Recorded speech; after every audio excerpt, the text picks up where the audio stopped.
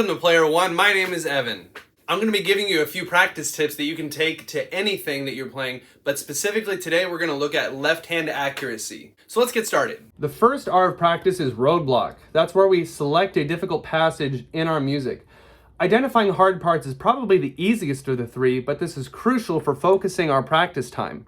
In my case, we're working on the Little Red Riding Hood etude of Rachmaninoff. Specifically, this part.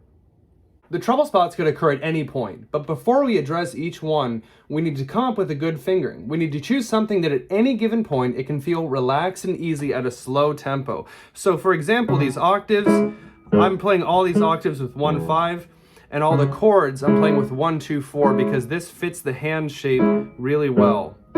The bottom line is we need to find a fingering that works and commit to it. And before we move on, as you practice slowly, you need to use the minimum amount of tension necessary to play each note. If you take a look at my hand going from octave to chord, chord to octave, you can see that I'm hardly moving outside of this rounded hand position. Now, why is this hard? This takes us to the second R of practice, reason. In this example, the reasons of why this is hard are all over the place. It's jumping from the octave to chord, chord to octave, consistency, accuracy, but specifically for this video, we're gonna focus the reason on the jumping. So now that we've identified our roadblock and figured out the reason, here's where the third R of practice comes in, regimen. This is where the rubber meets the road.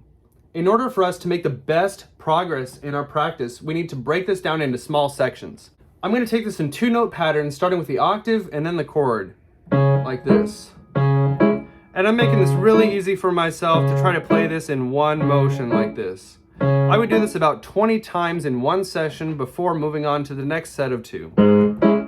And so on, then with all of the others. And you might be thinking to yourself, 20 times? 20 times on each one of these? If I had taken this advice when I was younger, I probably wouldn't have had so much trouble on stuff like Maple Leaf Rag. The whole point of this exercise is to train your hand at a slow tempo to go from one note to the next without having to worry about the entire section at one time. What you're doing at this stage is programming your hands. So we've completed the 3 R's, but this roadblock isn't finished. So we need to revisit the reason and give ourselves another regimen.